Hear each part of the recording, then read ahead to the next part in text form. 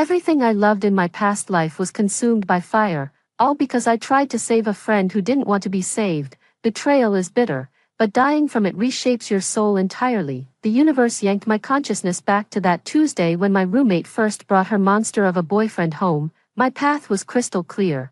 No more warnings, no more tearful interventions. This time, I had a front row seat to the disaster. When I tried to pull her from the flames, she called me a jealous, resentful liar. Now she could burn. The first thing to hit me was the scent of cheap vanilla body spray. It was suffocating, clawing, instantly triggering a wave of nausea. My eyes snapped open, my heart pounding against my ribs like a trapped bird. I gasped, expecting the taste of blood in my throat and the weight of a steering wheel crushing my chest. There was no blinding glare. No headlights from Tristan's truck flashing in my rearview mirror before he ran me off the road. No twisted metal on the embankment. No freezing rain. I was staring at the popcorn ceiling of the off-campus apartment I shared with Harper. Stella, are you even listening to me? I swear you've been so spacey lately. I turned my head slowly. The muscles in my neck felt stiff and used. Harper stood in my bedroom doorway, a curling iron in her hand like a scepter. She was glowing, cheeks flushed with that pitiful, naive excitement I'd once fought so hard to protect. What day is it? My voice sounded strange, raspy, and hollow. Harper rolled her eyes, adjusting the strap of her silk camisole. It's October 14th, weirdo, you should get up. Tristan's coming for dinner in 3 hours, and the kitchen is a disaster. I want everything to be perfect. October 14th, 2023. I was back exactly 2 years. Memories of my past life flooded in like violent, chaotic reels of destruction. Back then, I'd seen through Tristan Hayes the moment he walked through the door. He was charming, yes, but it was a calculated, cold charm. I noticed how his mouth smiled but his eyes never did. I noticed the offhand criticisms of Harper's outfits. I just want my girl looking her best, he'd said on their first date. In my past life, I'd pulled Harper aside. I'd warned her, I'd told her about the red flags, the possessiveness, the way he subtly isolated her from our mutual friend, Sarah. And how did my dearest friend repay me? She told Tristan everything. Tristan made it his life's mission to destroy me.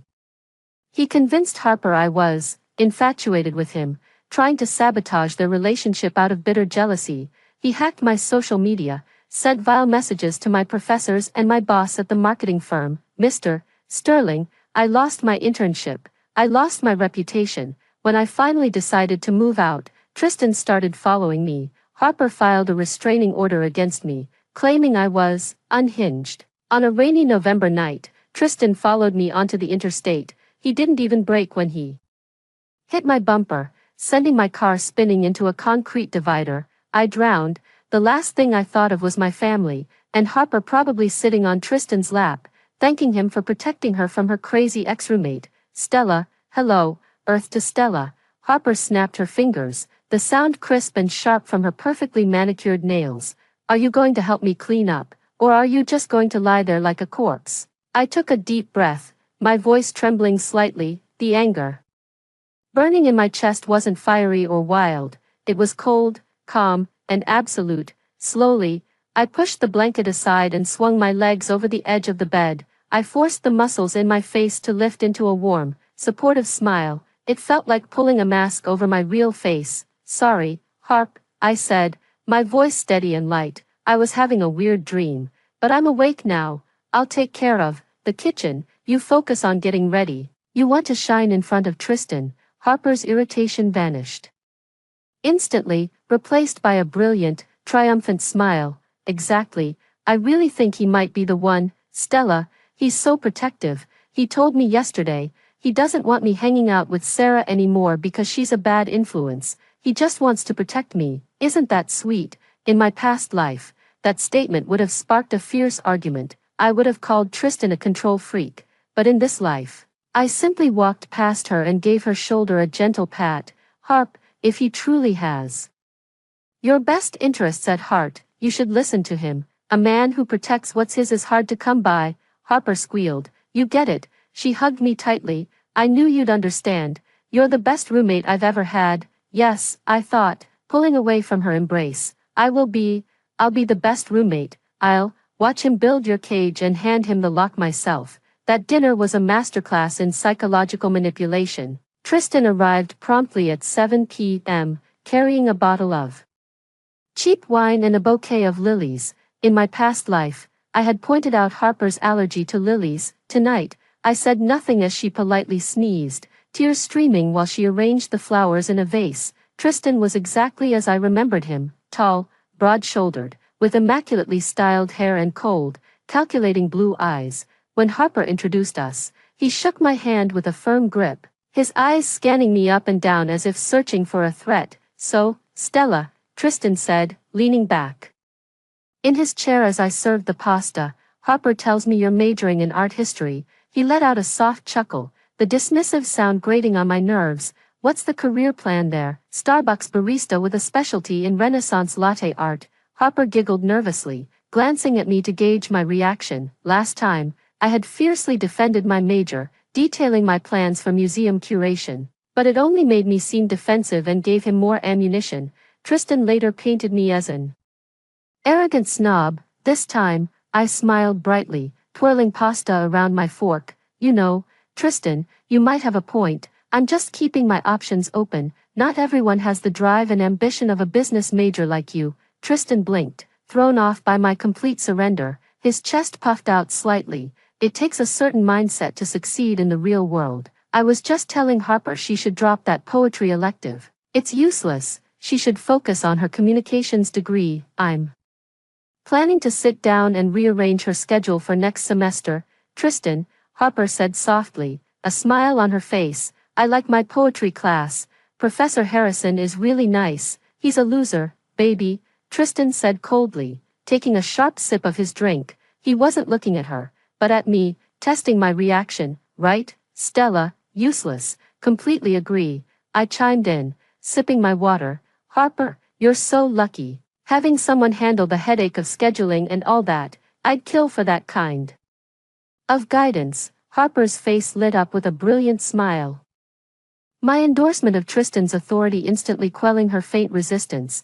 Tristan looked at me, a faint smirk playing on his lips. He thought I was weak. He thought I was an ally. He had no idea I was just greasing the tracks for his bulldozer. The next few weeks unfolded like a script I'd already memorized. Tristan began slowly marking his territory. First, his toothbrush appeared in our bathroom. Then, his heavy boots cluttered the doorway. By the third week, he was practically living with us, eating the groceries I bought, tossing his sweaty workout clothes on our couch. In the past, issues of food supply had sparked World War II. I confronted him once, demanding he pay his share. He twisted it, telling Harper I was broke, bitter, and making him feel unwelcome. Now, I let it all happen. In fact, I completely separated my life from theirs. The day after the dinner party, I visited our landlord, Mr. Henderson. I spun a tearful, fabricated story about my fake father being sick at home, asking what the penalty would be if I broke the lease in 2 months. I paid the fine up front in cash, securing a silent exit. I bought a mini fridge for my bedroom, stocked it with all the good food, and installed a sturdy deadbolt on my bedroom door. When Harper asked about the lock, I gave an embarrassed smile. "Oh, Harp, my sleepwalking's gotten worse. I don't want to accidentally wander out and interrupt you and Tristan's alone time. I want you both to feel completely at ease." She bought it completely. "Stella, you're so thoughtful." Tristan was just saying it felt a little weird, you popping into our living room unannounced. "Exactly," I said, locking the door from the inside, pulling out my laptop to search for a studio apartment in the city. Through the thin walls, I could hear the subtle shift. The honeymoon phase was fading. Tristan's voice grew louder, sharper. I heard him berate her for talking to a male classmate. I heard her crying, apologizing over and over for things she hadn't done. Each sob tugged at a small, buried part of my humanity. That was old Stella, the one who cared. But when I rubbed the spot on the steering wheel where a sternum would crush, the pity vanished, replaced by something cold. She had made her choice. Now, she had to live with the path Tristan was paving for her. By late November, Harper's transformation was complete and horrifying. The vibrant girl who loved bright colors and loud music was gone. In her place was a pale Anxious ghost who flinched at the buzz of her phone and always wore the baggy sweaters Tristan liked. She dropped her poetry class. She stopped talking to Sarah. Her entire life revolved around Tristan's moods. One Tuesday afternoon, I came home from the library to find Harper sitting on the kitchen counter, staring blankly at her laptop. Her eyes were puffy, mascara smudged down her cheeks. "Hey," I said softly, setting down my bag. Harper looked up, her lower lip trembling. "Stella, I failed my midterm in communications. I got a D." "Oh, Harper, I'm sorry."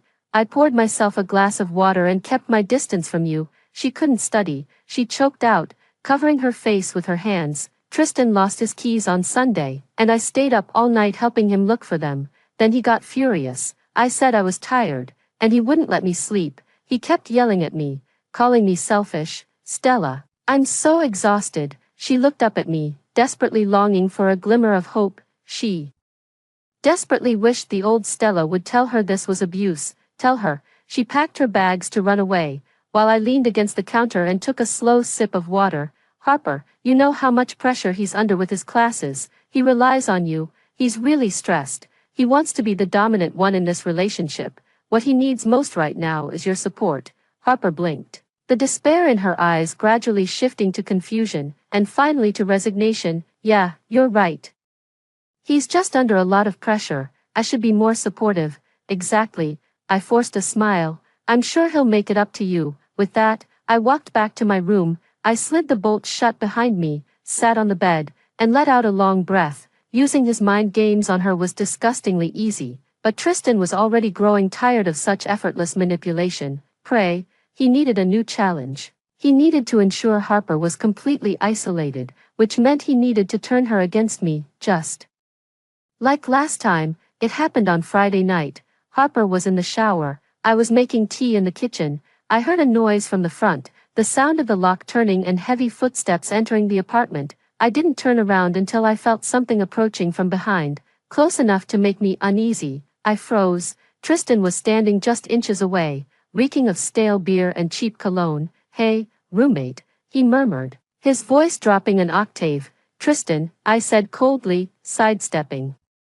To put distance between us, I quietly slipped my hand into my sweatpants pocket and pressed the physical button on my phone, activating the recording. I had already set up a shortcut for this exact scenario. "You always smell so good, Stella," he said, taking a step closer, trapping me between the counter and his body. "Not like Harper. She always reeks of cheap vanilla. Gives me a headache." "You shouldn't talk about your girlfriend like that," I said, keeping my tone perfectly calm and neutral. Tristan let out a low, raspy chuckle. He reached out, his fingers skimming along the edge of the kitchen counter, just inches from my hand. "Harper is such an idiot. She clings to me like a parasite. But you're smart. You see everything, don't you?" "It's a bit hot." He leaned in, his breath hot against my cheek. "So, Stella, want to show me what a real woman is like?" In my past life, I had pushed him away, screamed at him, called him a pig. Just then, Harper stepped out of the bathroom. Tristan immediately turned around, his face a mask of innocence. I played the victim, telling Harper I had just thrown myself at him, grabbing his crotch. Harper, afraid of losing him, believed him instantly. This time, I didn't move. I stared him down. There wasn't a flicker of emotion in my gaze. "I'm just a roommate, Tristan," I said, my voice clear for the microphone in my pocket, "and I'm not interested in you. Stay away from me." "Oh, please," he sneered, dropping the charming act. He suddenly reached out, grabbing my wrist so hard it was sure to bruise. "Stop pretending, you arrogant thing. So hard to chase, __. You've been staring at me since day one." "Let go of my wrist, Tristan," I said, my voice louder now, sharp and commanding. Now, perfect timing, the bathroom door at the end of the hallway creaked open. Tristan immediately released my wrist. Pure shock and indignation flashed across his face in an instant.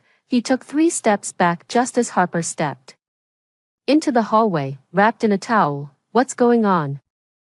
Harper asked, her voice trembling. Sensing the tension, Tristan immediately moved to her side, wrapping an arm protectively around her shoulders. He looked at me, his eyes a mix of pity and disgust. "I'm so sorry, babe." I came in to get a drink, and Stella cornered me. She started saying all this weird stuff about how I deserve better. She even tried to touch me. Harper froze. Her gaze darted between me and Tristan. The seeds of insecurity Tristan had been nurturing for months instantly bloomed into paranoia. Stella, Harper whispered, her voice choked.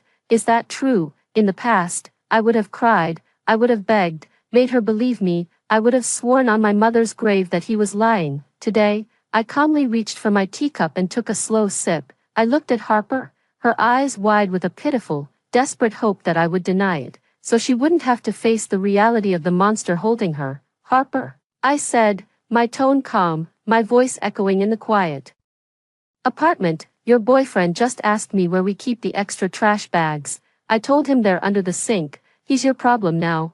I didn't defend myself. I didn't call him a liar. I simply walked right past them. You're disgusting, Stella, Tristan called after me, playing his part perfectly. We're moving out. Harper doesn't need your kind of poison in her life. Actually, I paused. I glanced back toward the bedroom door. A cold, lifeless smile touching my lips. I'm the one moving out. My lease transfer is already finalized with Mr. Henderson. I leave on Sunday. You two can have the place to yourselves. May you live happily ever after. I walked into my room, slamming the heavy door shut with a bang, and clicked the bolt into place. I pulled my phone from my pocket, stopped the recording, and saved the audio file to 3 different cloud servers. Tristan_assault_confession MP3. Outside the door, I could hear Harper's uncontrollable sobs and Tristan's low, soothing voice, telling her he was the only one she could trust, the only one who truly loved her.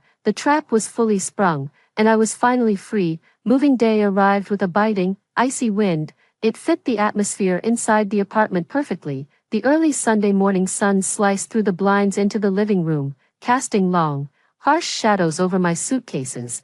They were stacked neatly into an impenetrable fortress. Tristan lounged on the couch, an indelible smirk of triumph on his face. He watched with a smile as 2 burly movers from a local company lifted my mattress. He looked like a king surveying conquered territory. Harper was nowhere to be seen. She had locked herself in her bedroom, most likely under strict orders to have no contact with the venomous snake. Abandoned her. Leaving that apartment felt like shedding a suffocating second skin. Handing the spare key to Mr. Henderson in the lobby brought a wave of profound, intoxicating relief. I hailed a cab and gave the driver my new address, a small but secure 1-bedroom apartment in Hawthorne. The building was on Oakwood Avenue, about a 30-minute commute from campus and, more importantly, 30 minutes from Tristan. Settling in, with the burden of saving others lifted, my new life felt remarkably light. Without the constant anxiety of Tristan lurking in the shadows or the agony of Harper's tearful breakdowns,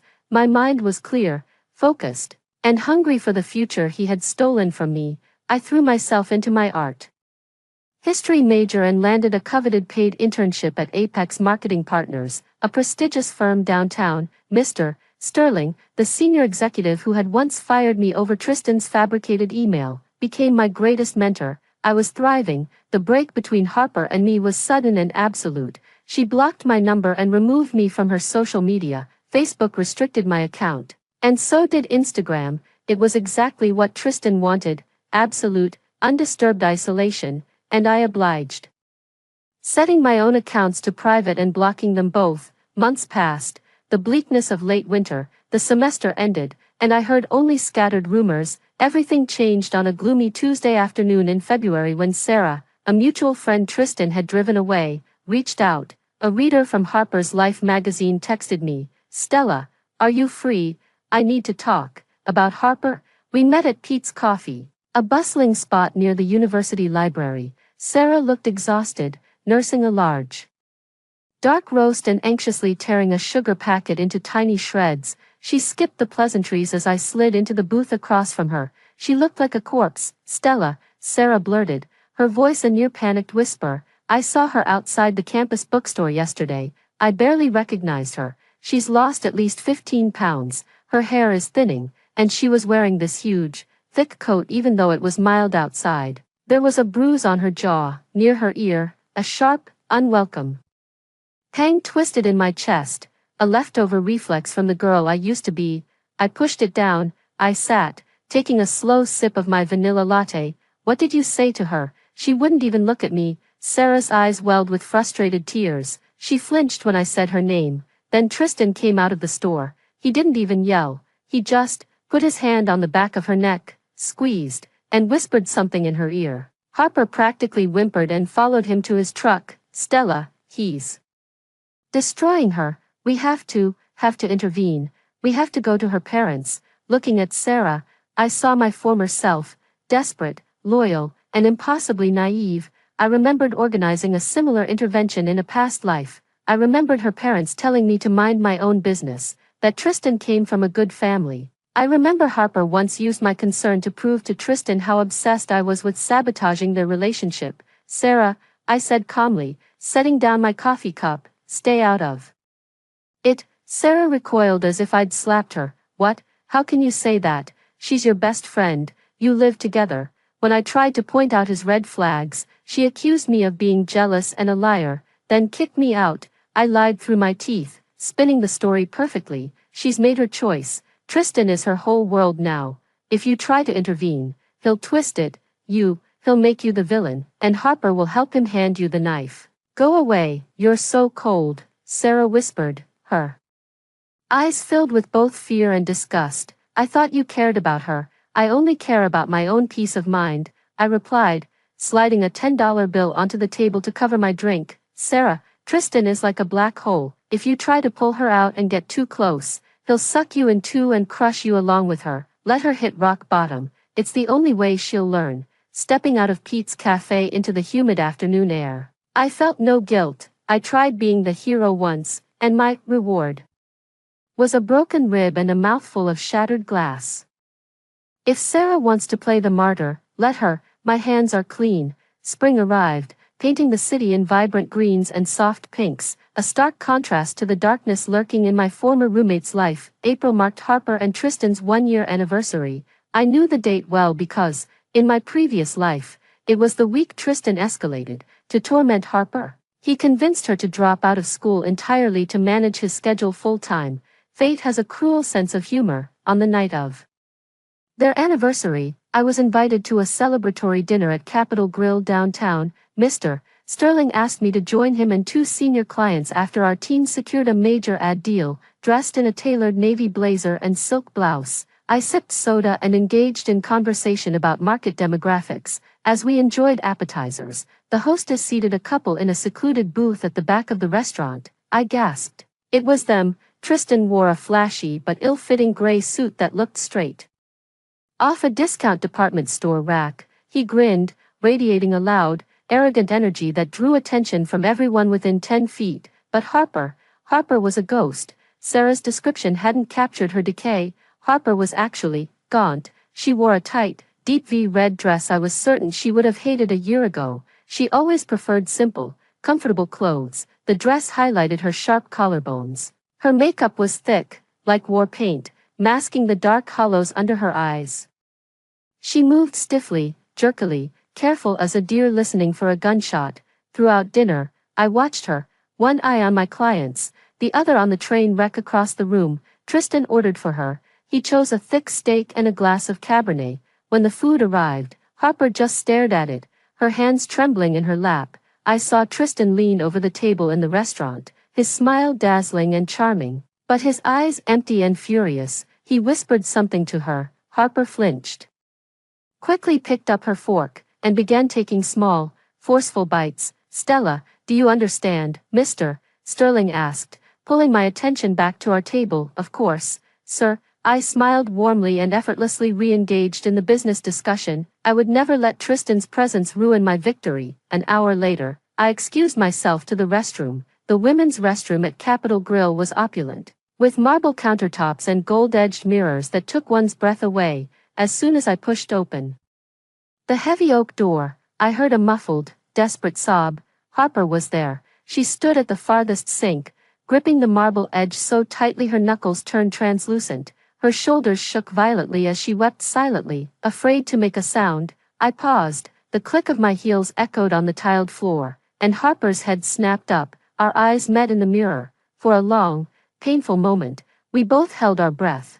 She took in my healthy complexion, my well-fitted clothes, and the calm confidence in my posture. Then she looked at her own reflection, a hollow shell, trapped in a dress she hated, crying alone in a bathroom on her wedding anniversary. "Stella," she choked out, her voice ragged and broken. I calmly walked to the sink beside her and turned on the gleaming brass faucet, beginning to wash my hands. I said nothing. "Stella, please," Harper whispered, turning toward me. Tears carved muddy tracks through her heavy makeup. "I made a mistake. You were right, everything you said was right." She reached out a trembling hand, lightly brushing my suit sleeve. "Stella, he's awful. He tracks my phone. He took my debit card. He tells me every day that I'm worthless. Tonight, too, tonight, he told me he'd lock me out again if I didn't eat the steak he ordered." A sob escaped her, echoing off the expensive marble countertops. "I'm so scared. I don't know what to do. Please, Stella, I have no one else to turn to. He made sure of that. Can you help me? Can I stay with you tonight?" Her audacious request almost made me laugh. After she tarnished my reputation, after she chose to believe a monster over her best friend, after she turned a blind eye to him cornering me in our own kitchen, she wanted redemption. She wanted the old Star sedan back. I took a thick linen towel from the golden basket and slowly dried my hands, meticulously patting each finger. "Harper," I said, my voice as cold and smooth as the marble beneath our hands. She looked up, a flicker of pitiful hope igniting in her deadened eyes. I tossed the towel into the laundry basket and turned to face her. "Do you remember what I told you the night he first came to my house? A man who protects what's his is a rare thing. You should have listened to me." Her hope shattered instantly, replaced by deep, suffocating despair. She took a step back, her hands falling limply to her sides. "You chose him, Harper," I continued, my voice low and devoid of sympathy. "He said I attacked him, and you believed him. You helped him drive Sarah away. You gave him your keys. You mistook his control for love, and you survived. Now you have to live in the cage you built for him with your own hands. He's going to leave me here," she whispered, her chest heaving with panic. "I'm already gone," I replied, straightening my suit lapel. "Happy anniversary." I turned and walked out of the bathroom, leaving her alone in the luxurious silence. On my way back to the table, my heart wasn't racing. No guilt, no lingering assumptions, only the deep-seated calm and satisfaction of a survivor who has finally learned to let the dead rest. In the summer of 2024, Tristan began to unravel. The thrill of the chase was completely gone. He had successfully isolated Harper from her friends, family, and studies. She was fully tamed, which meant she no longer posed any challenge. For a narcissistic predator like Tristan, boredom bred extreme mood swings. His paranoia began. He had complete control over him. Because he had complete control over Harper, he began fabricating false threats to justify his aggression, and his twisted mind eventually returned to the one who slipped through his fingers, me. In my previous life, this was the period when my life fell apart.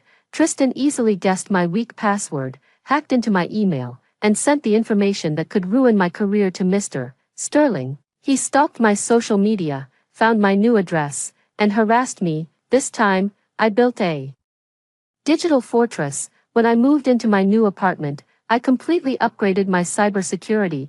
I had transferred all important communications to a secure Proton Mail account. I used ExpressVPN on all my devices, installed a strong firewall on my laptop, and secured everything. I implemented single sign-on with a physical U2F key for everything from banking to LinkedIn. I scrubbed my new address from the internet and used a P.O. box for all mail. I knew he was trying every trick to get to me. In mid-June, my phone started receiving multiple notifications.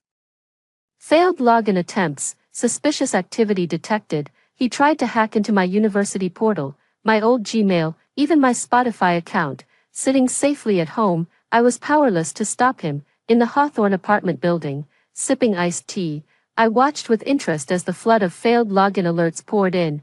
He hit wall after wall, and I knew all too well what that feeling of powerlessness would do to him. He couldn't hurt me, so the backlash would fall entirely on the only target he had left. On a sweltering Friday night in July, the pressure cooker finally exploded. According to the police report I later saw, Tristan came home from the bar in a foul mood, heavily drunk. My social media accounts had been hacked again. he collapsed on the sofa and fell asleep, leaving his unlocked iPhone screen up on the coffee table. Harper, like a trapped animal, driven by desperation and survival instinct, did something she hadn't dared to do in months. She picked up his phone. What she found wasn't just betrayal, but the complete shattering of the fantasy she had sacrificed her life for. Tristan wasn't just chatting with other women, he was actively maintaining his profile on Bumble. The app was filled with active conversations, but the final straw was his text exchange with a girl named Jessica. Jessica, aren't you supposed to be single? My friend saw you downtown with a skinny girl. Tristan, forget it. Ignore him, that's just my useless roommate. She's obsessed with me and won't move out. I'll kick her out next month. Baby, I really want to see you tomorrow night. He's already started looking for his next victim, using the same tricks, the same lies, the ones he used on me. Harper is just an inconvenience to him, and he's ready to discard him. The ensuing conflict had catastrophic consequences. When Tristan woke up and saw her holding his phone, his mask didn't just slip, it shattered. At 2:14 a.m., my phone on the nightstand vibrated. The caller ID was unknown, but the voicemail had already been transcribed. I didn't wake up until morning, but when I pressed play, the fear in Harper's voice filled my quiet bedroom. Beep, Stella, Stella, please pick up. The background noise was chaotic, the sound of something shattering, heavy thuds, and Tristan's low growl. He's going to kill me. I saw his phone. He's been talking to other girls behind my back. He said he's going to kick me out. Stella. He's blocking the front door. He has my keys. Please call the police. Please, I'm hiding in the bathroom. He's breaking down the door. A loud crash echoed through the audio as the door splintered. Harper let out a choked scream. Give me the damn phone, you crazy bitch. Tristan roared. The call ended. I sat up in bed, the morning light warm on my comforter. I listened to the voicemail again, analyzing the tone, the panic, the violence. If I were living my past life, I would have rushed out in my pajamas, driven recklessly across the city to save her, and ultimately driven straight into a trap that would have cost me my life. This time, I didn't panic or lose my composure. I swung my legs out. I got up and walked into the kitchen, brewing a fresh cup of coffee. I let the aroma of roasted beans fill the air, grounding me. I was in the present reality, safe, unharmed, and alive. I took a sip of coffee, picked up my phone, and dialed the non-emergency police line for their jurisdiction. 4th Precinct, Officer Davis speaking. How can I help you? Yes, hello, I said, trying to keep my voice gentle, concerned but calm, like a responsible citizen reporting a minor incident. I'm calling to request a wellness check at 442 Elm Street, apartment 3B. I used to live there, and I just received a very disturbing voicemail from the current tenant, Harper, sent by mistake. It sounded like a serious domestic dispute, screaming and glass breaking everywhere. Understood, ma'am, Officer Davis replied, his tone turning serious and professional. We'll dispatch a unit to that address immediately. Can I have your name for the report? I'd prefer to remain anonymous, I replied calmly. I just want to make sure no one is seriously hurt. The boyfriend's name is Tristan Hayes. He sounded heavily intoxicated and violent. Thank you, help is on the way. I hung up. I didn't ignore her plea, but I didn't play the hero either. I handed it over to the proper authorities, the law, and left a full paper trail. I took action, but I never put myself in his line of sight. I exported the voicemail file and backed it up on my devices. There were also recordings of him harassing me in the kitchen stored in the cloud. The evidence of his abuse was piling up, and the walls of his little kingdom were finally starting to crumble. He thought he was the ultimate predator, but he'd soon learn what happens when the prey he discarded decides to fight back. Become the architect of your own destruction. The call came precisely at 9:15 a.m. The next morning, I was at my desk at Apex Marketing reviewing quarterly forecasts when my phone buzzed with an unknown number. I let it ring twice before answering, my tone professionally neutral. Stella Adams speaking. The voice on the other end was raspy, weary, yet carried an undeniable authority. Detective Bradley Smith, 12th Precinct. I'm calling regarding an incident at your former residence on Elm Street. I understand you previously shared a room with M. Harper Lewis. Yes, detective, I replied, leaning back in my ergonomic chair, gazing at the city skyline beyond the floor-to-ceiling windows. I moved out months ago. Is everything alright? There was a domestic disturbance call last night, Detective Smith stated flatly. It was severe. Ms. Lewis is currently in the ICU at St. Jude Medical Center. Her jaw is wired shut, she has an orbital fracture, and multiple defensive lacerations. Tristan Hayes has been detained. We found your name on an old lease agreement and as an emergency contact in her phone, though you are blocked. Given the severity, we're trying to piece together a timeline of Mr. Hayes' actions. Would you be willing to come down to the station to answer a few questions? Orbital fracture, jaw wired shut, karma had arrived, brutal and heavy, its price far exceeding my expectations. A cold, absolute feeling washed over me. I wouldn't need to go down to the station, detective, I said calmly, opening a secure, encrypted folder on my desktop. I have everything you need right here. I'm emailing you a secure link. It contains 2 audio files. One is a voicemail from last night, which I presume prompted the neighbors to finally call 911, though I also placed a call myself requesting a welfare check. The other recording is from 8 months ago, clearly demonstrating a pattern of predatory behavior and physical intimidation by Mr. Hayes. There was a long silence on the line. You recorded him. I'm a cautious person, Detective Smith. Let me know if you need anything else. I hung up, forwarded the files, and returned to my spreadsheet. I didn't rush to the hospital. I didn't send flowers. I let the weekend pass in absolute stillness. It wasn't until Tuesday evening that I decided to make an appearance at St. Jude Medical Center. I wasn't there for Harper. I was there for myself. I needed to face the ghost of my past life and confirm it was finally dead. Room 412 smelled sharply of antiseptic and dying lilies. A profound irony, considering the flowers Tristan had brought to their first dinner. Mrs. Lewis, Harper's mother, was perched on a plastic chair by the bed. She stood as I entered, her face a mask of grief and a strange, simmering anger. This was the woman who, in my previous life, had told me not to interfere with Harper's perfect romance. Stella, Mrs. Lewis whispered, dabbing her eyes. You came. I gave a polite nod but kept my distance. How is she? Shattered. Her mother sobbed, gesturing toward the bed. Harper looked impossibly small. Her face was a patchwork of purple, black, and sickly yellow. A metal brace held her jaw in place, and her left eye was completely swollen shut beneath thick gauze. When her one good eye slowly opened and landed on me, a fresh wave of tears welled up and spilled down her battered face. She couldn't speak, but the despair in her gaze was deafening. She was begging for forgiveness. The police said you sent them the audio file, Mrs. Lewis whispered, a thread of defensiveness in her tone.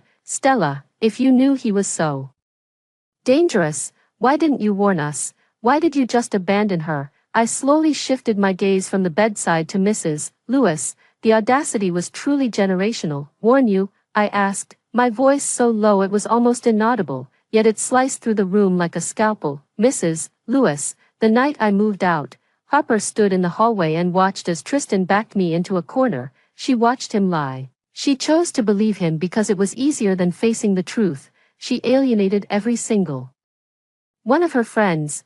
What would you have done if I'd come to you 6 months ago and told you Tristan was a monster? Mrs. Lewis, her mouth opened, then snapped shut, a pale wash of guilt blooming across her face. She knew exactly what she would have done. She would have called me a jealous liar, just like Harper had. I didn't abandon her, I finished, looking down at Harper, whose tears were now soaking the stark white hospital pillow. I stopped throwing myself in front of the bullet she was determined to catch. You made your choices, Harper. I just hoped you'd live long enough to regret them. I didn't wait for a response. I turned and walked out of room 412, the rhythmic beep of the heart monitor fading into the crisp, clean air of my new, uncomplicated life. Tristan came from money, which meant he wouldn't go down easy. He would fight, and he would fight dirty. They hired Richard Montgomery, a high-profile defense attorney notorious for victim blaming and witness annihilation. On the stand, Tristan's defense was nauseatingly predictable. He pleaded not guilty to aggravated assault and unlawful imprisonment. His narrative: Harper was emotionally unstable, deeply insecure, and had attacked him. She'd flown into a jealous rage upon discovering he was speaking to other women. His actions, he claimed, were purely in self-defense. A tragic accident that occurred while trying to subdue an emotionally volatile partner, because I'd submitted the audio file.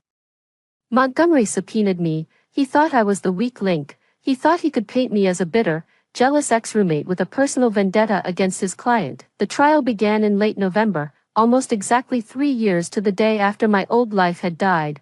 Walking into Judge Arthur Belmont's courtroom, I felt a profound sense of purpose. I wore a fitted charcoal gray suit, my hair pulled back in a severe bun. I looked like a woman who dealt in facts, not feelings. Tristan sat at the defense table in a navy suit, his hair perfectly styled. He turned to look at me as I walked down the aisle. A faint, arrogant smirk played on his lips, a silent promise that he would humiliate me on the stand. I didn't look away, I just stared back with the dead, hollow expression of an executioner. A hush fell over the courtroom as Assistant District Attorney Caroline Davis called me to the stand. Prosecutor Davis was sharp, methodical, and acutely aware of how to use my evidence. After establishing my identity and previous living situation, she got straight to the point. The defense, Ms. Adams, has suggested that Harper Lewis was an emotionally unstable, controlling partner who frequently instigated physical altercations. During your time living with them,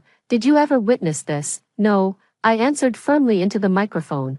What I witnessed was the exact opposite. I saw with my own eyes how Tristan Hayes systematically isolated Harper from her friends and the police. Her schedule was changed at his whim, and she was subjected to verbal abuse until she became a shell of herself. Richard Montgomery shot up from his chair. Objection, speculation, and personal attacks, overruled. Judge Belmont grunted. The witness is describing her direct observations. Proceed. Ada Davis approached the jury box. Ms. Adams, can you tell us about the events of November 12, 2023? I recounted perfectly what happened in the kitchen that night. I described Tristan's movements, the scent on him, and his exact words at the time. Montgomery objected twice, trying to rattle me, but my heart rate never spiked. Did you record this conversation? District Attorney Davis asked. Yes, I have a shortcut on my phone. I started recording. He backed me against the counter because I knew what he was up to and that he would lie.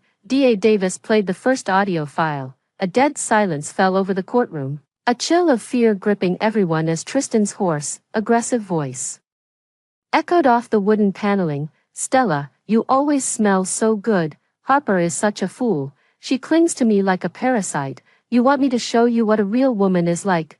Then came a distinct sound of physical struggle. I demanded he let go of my wrist, and he immediately switched to a terrifyingly victimized tone. The second harpist opened the door. I glanced at the defense table. The smirk had vanished from Tristan's face, replaced by a deathly pallor. His jaw clenched so tight I thought his teeth might shatter. But the real knockout blow wasn't the kitchen recording, it was the twist I had orchestrated in secret. Ada Davis, when it was Montgomery's turn to cross-examine me, he took the podium looking like a cornered snake. Ms. Adams, aren't you just a vindictive woman? You recorded without my client's consent because you were solely intent on destroying this relationship, correct? I recorded for my own safety, I replied calmly. It seems my caution was warranted. You submitted a second audio file to the police, Montgomery sneered.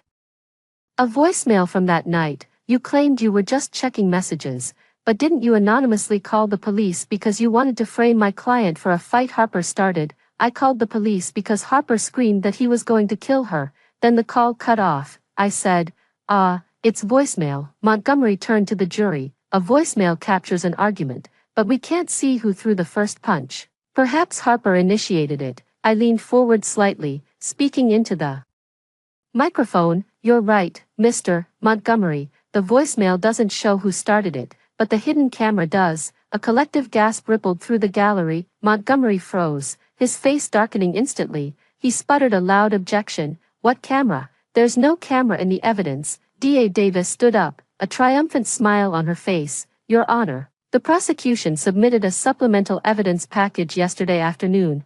Previously, Ms. Adams had just, after police received reports of Mr. Hayes' controlling behavior, investigators obtained a second search warrant for the apartment to look for surveillance equipment.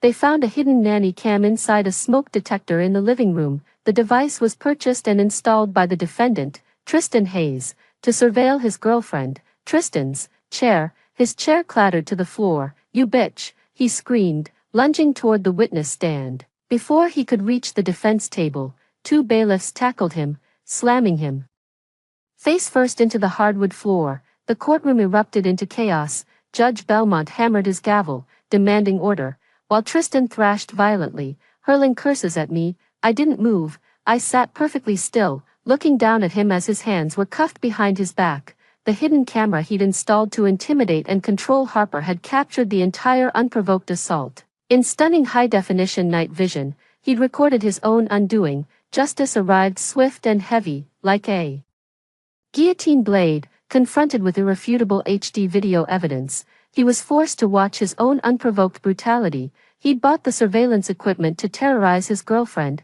Tristan's self-defense claim was useless. His expensive hired attorney, Richard Montgomery, sat at the defense table, all but deflated, packing up his legal pads before the jury even returned. Astonishingly, deliberations took only 2.5 hours. I sat in the gallery, watching as the jury members stood. And as the verdict was read, a profound stillness settled into my soul. Guilty of aggravated assault, guilty of unlawful imprisonment, guilty of illegal surveillance. With each guilty echo resonating in the quiet wood-paneled room, another piece of the heavy armor of trauma I'd worn since my rebirth fell away. Judge Arthur Belmont showed no mercy during sentencing. He sat on the bench, glaring down at Tristan with undisguised contempt. "Mr. Hayes, you are a textbook predator, utterly without remorse." Belmont's voice boomed, drowning out the faint, desperate sobs of Tristan's wealthy mother in the front row. "You weaponized a partner's love to isolate her, and when she finally discovered your infidelity, you beat her to death, and then had the audacity to use this court to paint her as the aggressor." Belmont paused, his gaze sharpening. "Sentenced to 15 years in state prison, with no possibility of early parole." The bailiffs immediately closed in around Tristan. The trademark arrogant smirk was completely gone from his face, replaced by a pale, wide-eyed terror. A bully suddenly realizing his money and manipulation were useless. The heavy metal cuffs clicked around his wrists, and he gave a feeble struggle. As they dragged him toward the side door, his eyes darted frantically across the gallery until they met mine. He looked pathetic, a hollow, broken little boy facing the reality of a cage his charm couldn't unlock. I didn't smile. I didn't gloat. I just stared back at him, expressionless, like an executioner watching the trapdoor open. He looked away first, hanging his head as he disappeared into the holding area, stepping out of the stuffy courthouse into the biting, frigid December air. Felt like taking my first real breath in 2 lifetimes. The sky above the city was a clear, cloudless blue. I paused at the bottom of the wide concrete steps, pulling my wool coat tighter against the winter chill, ready to leave forever. Stella stopped, and I slowly turned. Harper stood leaning against a massive stone pillar, heavily reliant on a medical cane. She looked slightly better than during my last brief visit, but the damage was permanent. The swelling had receded, leaving a jagged, purple-black scar running from her left eyebrow down to her cheekbone. Her movements were as fragile as shards of glass, heartbreakingly delicate. Her mother stood a few feet behind her, head bowed in shame, refusing to meet my eyes. "Harper," I acknowledged, my tone polite but devoid of any warmth or affection. She shuffled toward me slowly, trembling, the rubber tip of her cane scraping against the concrete. "I just wanted to say thank you. Assistant District Attorney Davis had told me about the cameras. If you hadn't reported his spying and the hidden listening devices to the police, they never would have searched his apartment and found the tapes. He would have gotten away with it." Stella Harper looked at me with those wide, tear-filled eyes, yearning for a moment of connection, for the Stella of the past to reappear. She wanted me to close the distance, to hug her, to tell her we were both survivors and we could heal together. She longed for the comfort of a friendship she had so easily discarded. "Do you remember freshman year?" Harper whispered, her voice hoarse with desperate pleading. "We stayed up eating cheap pizza and made promises. We were supposed to protect each other forever. I know I broke that promise. I know I was stupid and blind, but I am so sorry." Looking at the scars on her face, my mind didn't drift back to freshman year but to my past life, to the blinding headlights of Tristan's truck, the deafening crunch of metal, the shattering of glass, and the metallic taste of my own blood flooded my thoughts. She had sat safely in his passenger seat, believing his lies, while my lungs trembled. Don't thank me, Harper, I said calmly, my voice cold and final, stopping her in her tracks. And don't mistake my actions for redemption. I didn't tell the police about the cameras to save you. Harper flinched as if I'd struck her. Her lower lip trembled violently. Then why? I told them because I wanted to make sure he rots in a concrete cell for the rest of his youth, I replied, my face a flawless, inscrutable mask. You were merely collateral damage that proved my point. Tears finally slid down her scarred cheeks, freezing in the winter chill. Stella, please, I have nothing left. He took all my savings. I had to drop out. I'm moving back to Ohio tomorrow with my parents. Please, forgive me. I accept your apology, I said calmly, without a hint of comfort. But apologies don't turn back time. They don't erase the choices you made when you willingly let him have his way, when you destroyed my reputation and my life to preserve your twisted fantasy. Harper, you have to live with these scars. I will move on with my life. I turned away from her for the last time, walking down the bustling street toward the subway station. The rhythm of my heels against the pavement was strong, steady, and resolute. I didn't look back, not once. 3 years later, the shabby apartment on Elm Street felt like a nightmare that had happened to someone else. I had recently been promoted to senior director at Apex Marketing, reporting directly to Mr. Sterling. I bought a beautiful, sunlit apartment overlooking the river. Far from the noise of the university campus and the shadows of my past life, I traveled often, spending weeks in Italy and Greece, and I only surrounded myself with people who had earned my trust through actions, not empty words. Karma isn't just some mystical force balancing the scales of the universe, and you wait patiently on the sidelines. Sometimes, karma is a deliberate choice. Sometimes, karma is like refusing to jump back into the fire to save someone holding a match. I was violently given a second chance at life, and I refused to waste a single second playing the martyr. I choose to be the cold architect of my own survival. In the end, all I had to do was step back and watch. My monsters from the past were all too eager to drag each other to hell. This is my story. It's dark, it's brutal, but it's the absolute truth. This is what happens when you prioritize your own peace over someone else's toxic choices. Sometimes, the bravest thing you can do is walk away and let the wicked destroy themselves. Story 2. The fake heiress attempted suicide again, halting my engagement party with my boyfriend. I was utterly exhausted. I set the banquet hall on fire and vanished without a trace. It wasn't until 5 years later that the Hua family saw my interview in the newspaper. My former big brother called me from overseas. Well, when I knew you weren't dead, I didn't say anything. He snorted coldly on the other end and continued, old madam's funeral is in a week. Whether you come or not is up to you. After hanging up the phone, perhaps noticing my troubled expression, my husband walked over, holding our daughter. I'll take our daughter to the summer camp. You should go back to China. After all, that lady did help you. Truth be told, I had long lost any expectations for that family. She was just the only person there who had ever shown me kindness. I nodded without refuting. The next day, I boarded the plane back to my home country. It had been 5 years. It was time to go back and settle those old scores. One by one, the Hua family mansion stood before me, just as it had been 5 years ago, majestic and grand. Suppressing my emotions, I raised my hand to press the doorbell. The door opened from the inside. The nanny, Aunt Lou, froze at the sight of me, the garbage bag in her hand thudding to the ground. Young miss, you really are alive. Her eyes instantly reddened. When I first returned to the Hua family, I was deeply ostracized. Only Aunt Lou took good care of me, and my daily life was basically managed by her. It's good that you're back. But the old lady, Aunt Lou, wiped away her tears, didn't say anything more, and stepped aside. Miss, please come in quickly. I heard you've been working for others abroad. It must have been tough supporting yourself. Now that you're back, have a good talk with the young master. From now on, just enjoy a comfortable life like the second young lady, and don't let things end up like they did 5 years ago. After all, your siblings, Mr. Hua does care about you deep down. Her gaze as she looked at me was filled with pity, as if I were still that same pitiful creature, crying and begging for the love of the Hua family. What a pity, she didn't know, I was no longer the Hua when I once was. I stood still, unmoving. I won't go in. Aunt Lou, where are her ashes? The old house, or the cemetery? Aunt Lu was taken aback. But Mr.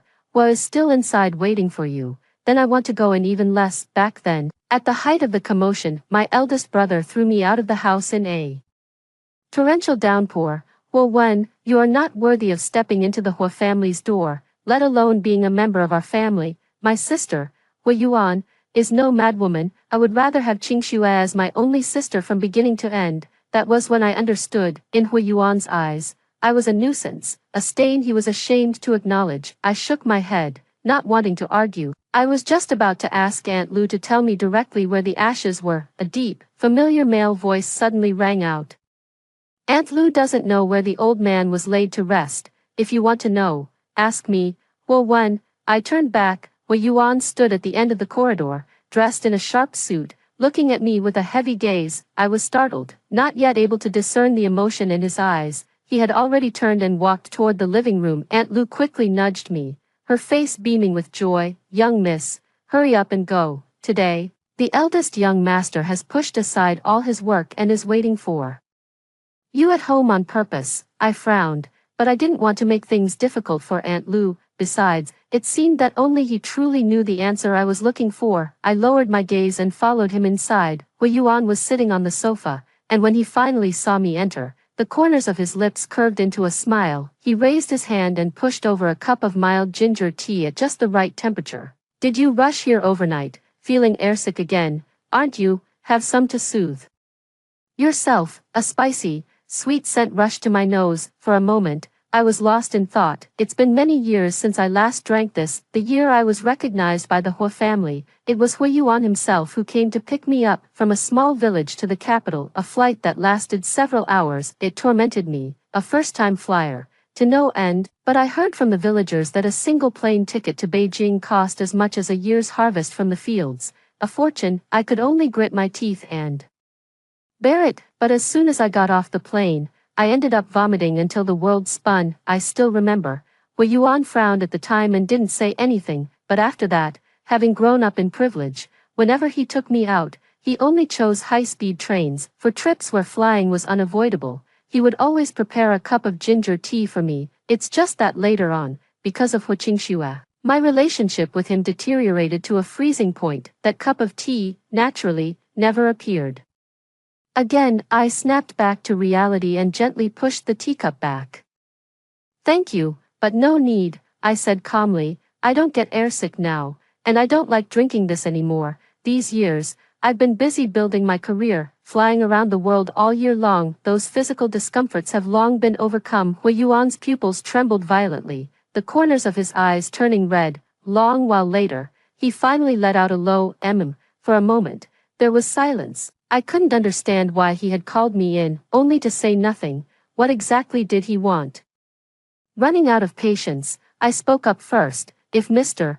Was still hasn't remembered where he placed Grandma, let's not waste each other's time. Seeing me rise to leave, Hua Yuan abruptly stood up. When you, is it my brother who's back? But before he could finish speaking, he was interrupted by a charming laugh coming from the small garden. Immediately after, a figure in a white dress ran past the floor-to-ceiling window. My gaze fixed on her. It was her, the one who had occupied my identity for years, the darling of everyone's heart. Hua Qingxue ran to the garden entrance, her back facing the floor-to-ceiling window. It seemed she hadn't noticed us in the living room. The breeze lifted the hem of her clothes, revealing a slightly swollen abdomen. Could it be she was pregnant? I was stunned. A nervous male voice followed. My dear Qingxue, can you please stop running? Do you even remember you're pregnant? The handsome young man hurried over, carefully protecting her belly with great tenderness. Hua Qingxue pouted, coquettishly saying, all right, I'm not some fragile doll. You guys won't let me do this or that every day.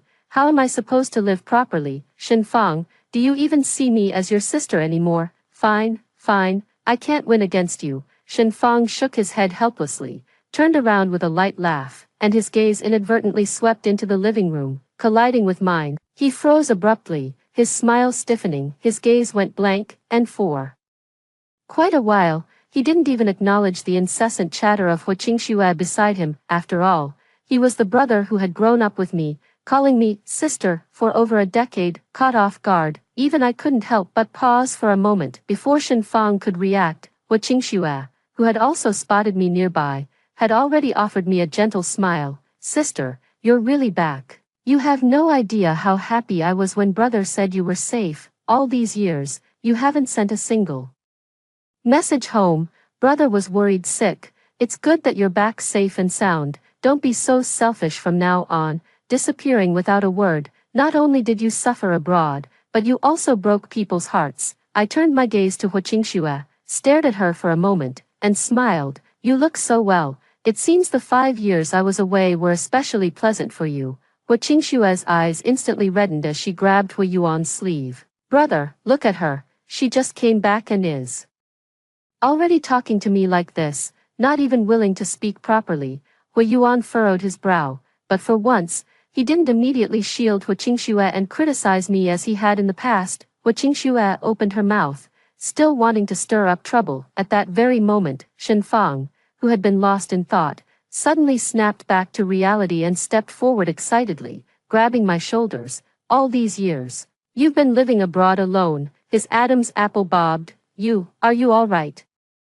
Have you suffered? I turned aside to avoid him. I'm afraid I must disappoint you, Mr. Shen. I've been doing quite well. Shen Fang was taken aback, as if my words had scalded him. He withdrew his hand in confusion, his eyes even reddened slightly. 5 years ago, at my engagement banquet, he overturned the wine table, pointing at me angrily. The eyes that had always looked at me with admiration and dependence were now filled with nothing but hatred.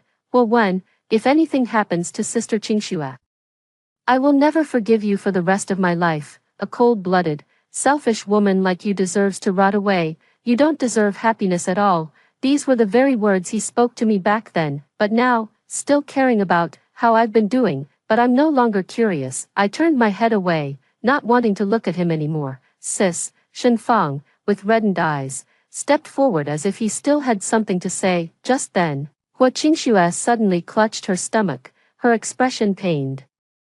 Xiao Fang, my stomach hurts. Sister Qingxue. Shen Fang was instantly drawn over, almost immediately turning around and shouting for Aunt Lu to quickly call the family doctor. He half-carried Hua Qingxue. Soon, they disappeared into the stairwell. Seeing me staring at the second floor, Hua Yuan walked over. You didn't see wrong.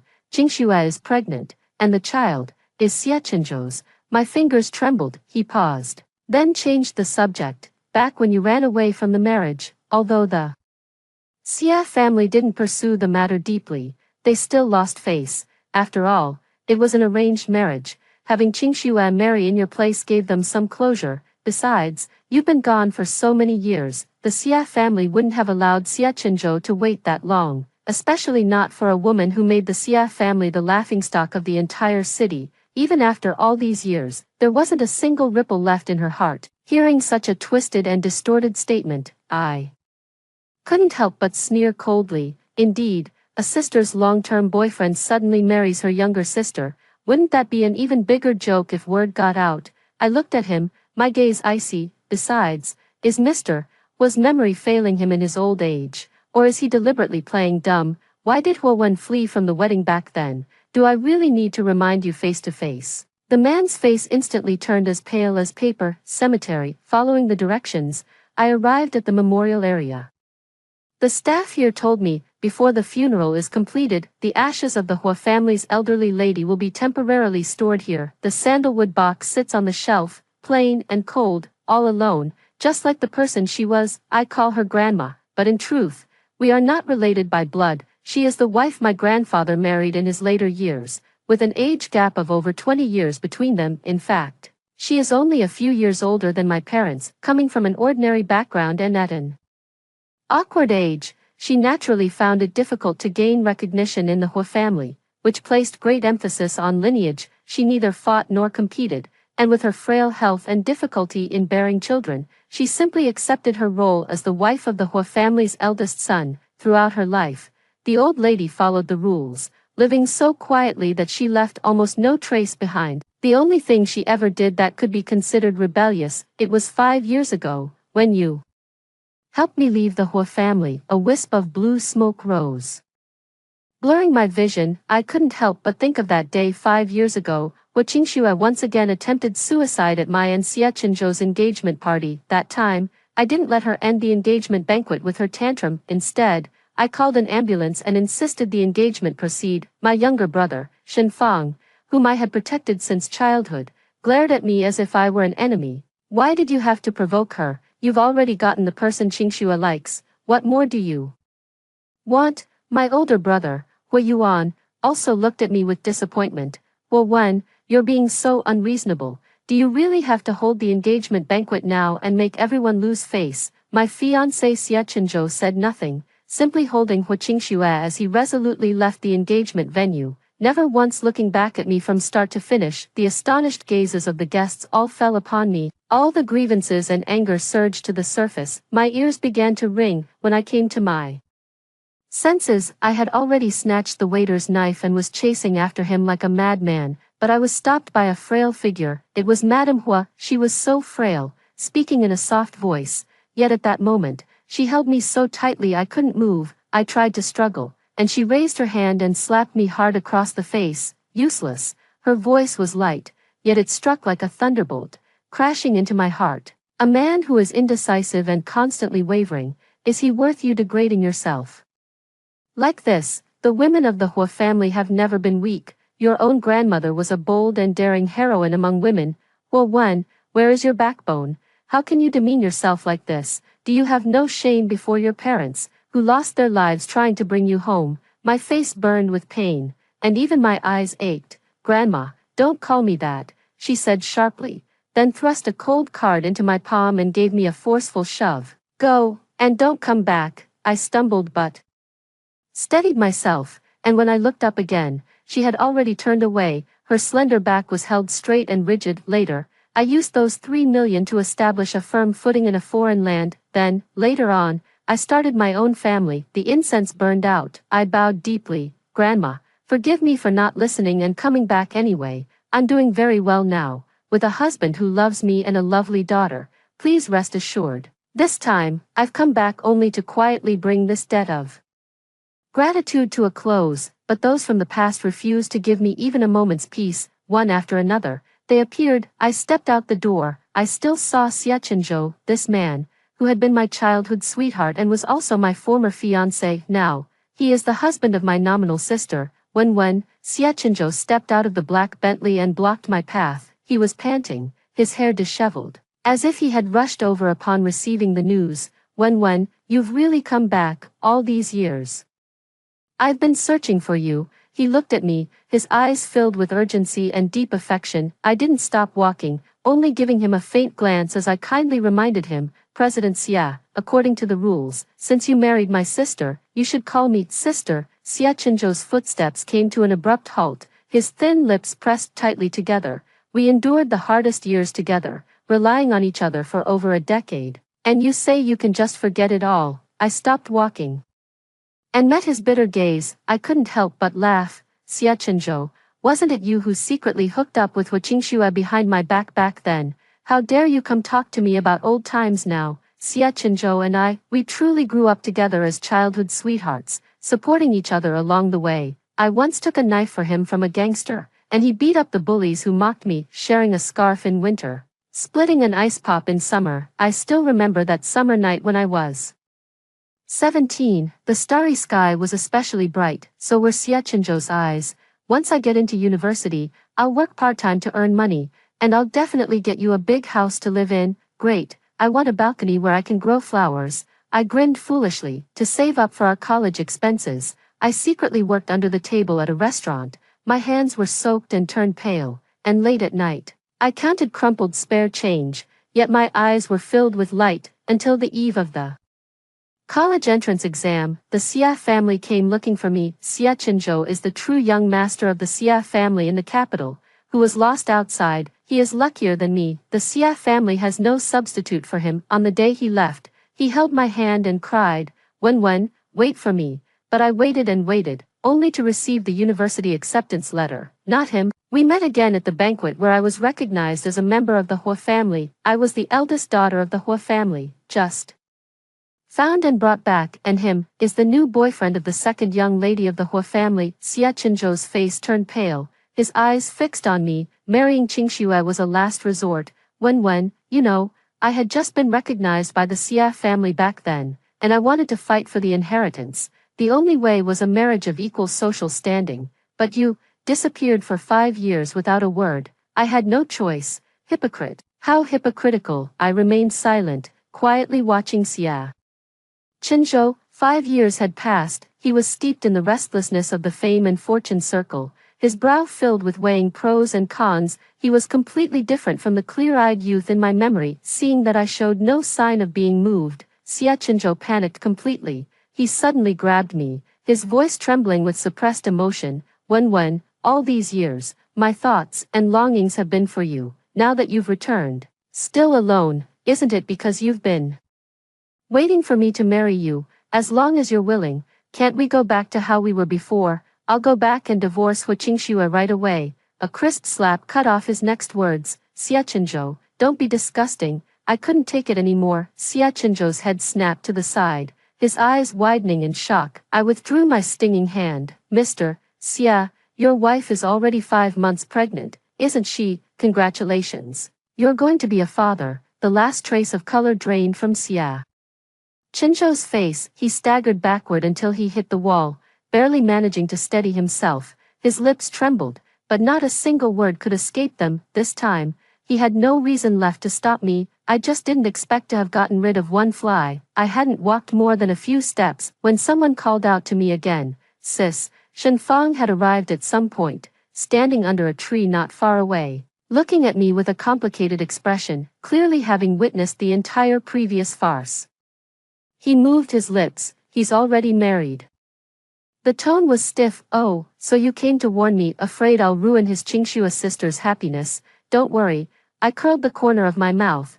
Who would have any interest in a married man? Do you think everyone is like some people, who specialize in such dirty tricks as stealing others' partners and taking over their nests? I'm not that cheap. Shenfang's face flushed crimson in an instant, then quickly turned pale. He certainly knew who I was referring to, and was momentarily speechless. I couldn't be bothered to look at him any longer. Ridiculous, let alone the fact that I have long since lost any feelings for Xia Chinzhou. Now that I'm married and my daughter is already in kindergarten, how could I possibly turn back? Surprisingly, Shenfang didn't get angry, nor did he rush to defend his beloved Qingxue. Instead, he fell silent for a long moment before speaking awkwardly. Anyway, you still have me as family. I paused in my steps, silently watching him for a moment, unable to hold back a laugh. Family, that phrase again. 5 years ago, when I first returned to the Hu family, I was isolated, led by Hu Qingxue. He once said the same, but what happened later? In the face of Hu Qingxue's tears, he chose to stand on the opposite side of me. I shook my head gently, my tone calm. Shenfang, in this city, aside from grandma, no one is my family. Shenfang's face paled slightly. It was a long while before he caught up, his voice lowered a few degrees. I'll take you back. Where are you staying? A hotel? No need. I have someone picking me up. I walked past him. You haven't been back in the country for years. Who could you possibly know? Don't push yourself.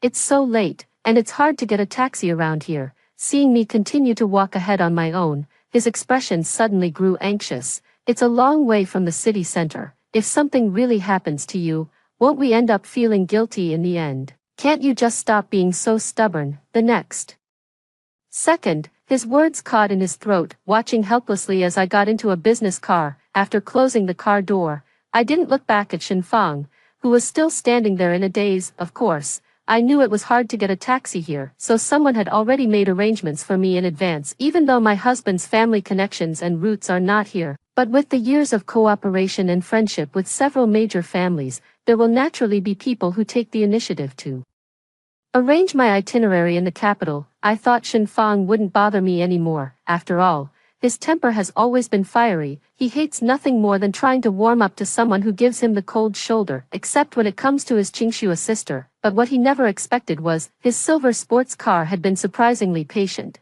following my car from a distance all along, all the way to the hotel. I quickly got out of the car and walked away with my head down.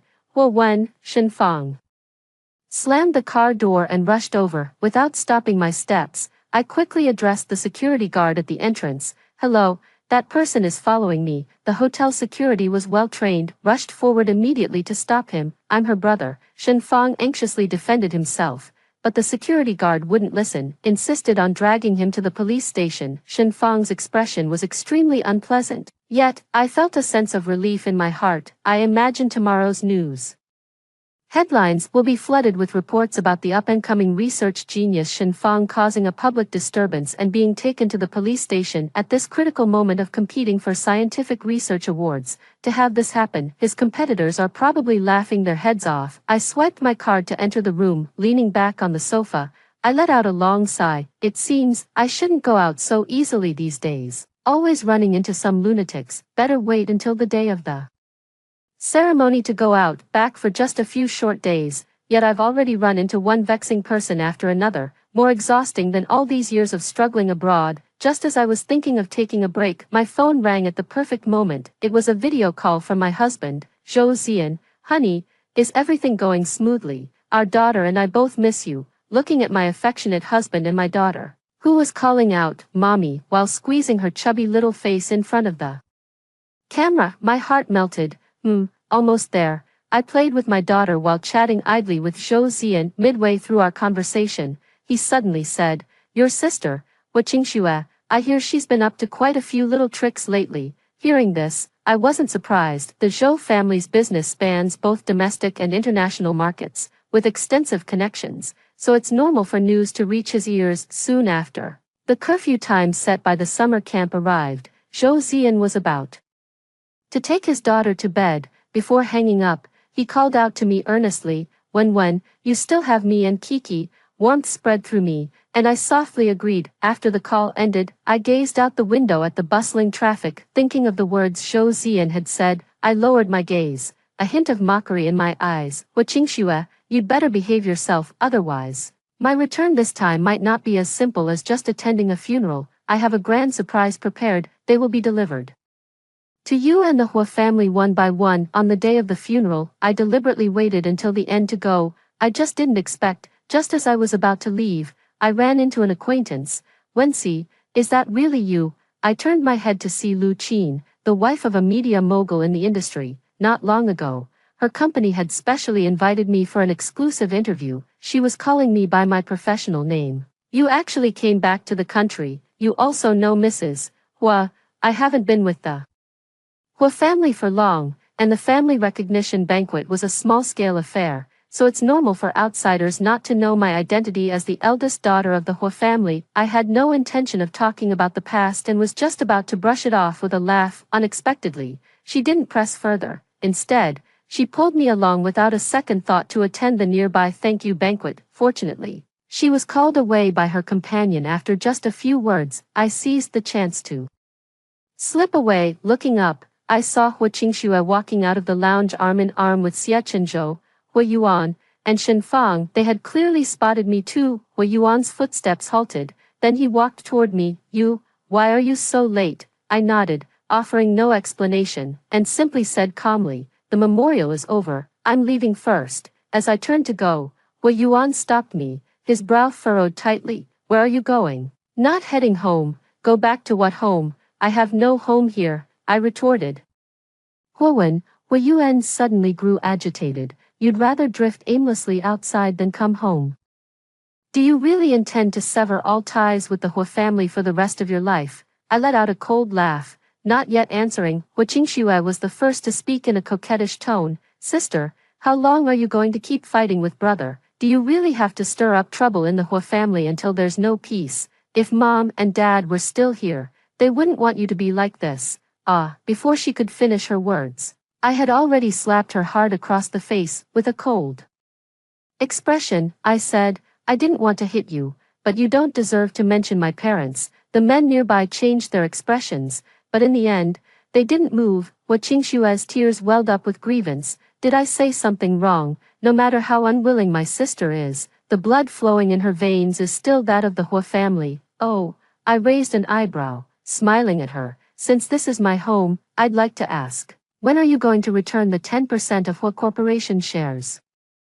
Under my name, a dead silence fell. Qingxue was speechless. tears welling up in her eyes but refusing to fall. Wei Yuan's face turned pale. 5 years ago, Wei Yuan forced me to transfer the shares my parents had left me into Hu Qingshue's name, he said. Hu Qingxue is not like me, not a biological child. She needs something to rely on for her confidence. Why should I give it back to you? I won't. All right. I'll have it transferred back to your name. Hu Qingshue's scream and Hui Yuan's low voice rang out simultaneously. Brother. Hui Yuan remained silent, but Shen Fang spoke softly. That was originally left to Wen by your aunt and uncle. Hu Qingshue's eyes welled up with tears, unable to understand why her always doting brother and younger brother had suddenly changed, not even caring that she was crying. I don't quite understand either. What madness has come over them, but it's just as well. Saves us the trouble. There was no one to turn to for help. Hu Qingxue fell silent for a moment, and for some reason, instead of getting angry, she smiled. Sister, is this your purpose for disappearing? To make them feel guilty and then compensate you? Wei Yuan looked at me deeply, and I frowned at her. She raised her lips. These shares mean nothing to me, but they probably mean a lot to you. If you want them, I'll give them to you. I didn't respond, only pulling the share transfer agreement out of my bag.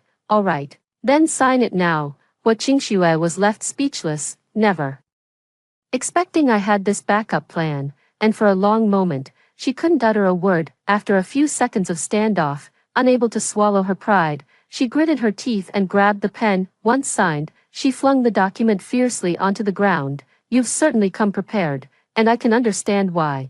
After all, my sister has had a tough time abroad these past few years, running errands, doing odd jobs, enduring wind and sun. It must have been exhausting, far less comfortable than life at the Hua family home. Now that you've come to your senses and are willing to return, our parents and grandmother can rest in peace. I was slightly taken aback, running errands and doing odd jobs, thinking about the attitudes of these people over the past few days. It suddenly dawned on me, they had indeed seen that interview. At the time, I was serving as the chief planner for an international exhibition, dressed in dusty work clothes and running around non-stop. The new reporter stopped me for an interview, and I casually answered a few questions about the progress without mentioning my identity. They naturally assumed I was an insignificant assistant. No wonder the Hua family, including Aunt Lu, all believed I had suffered greatly abroad. Seeing that I remained silent, Hu Qingxue thought she had hit a nerve and became even more enthusiastic. She straightened her belly and turned to look at the man beside her. Sister has suffered so much outside, and now she's all alone. Truly pitiful.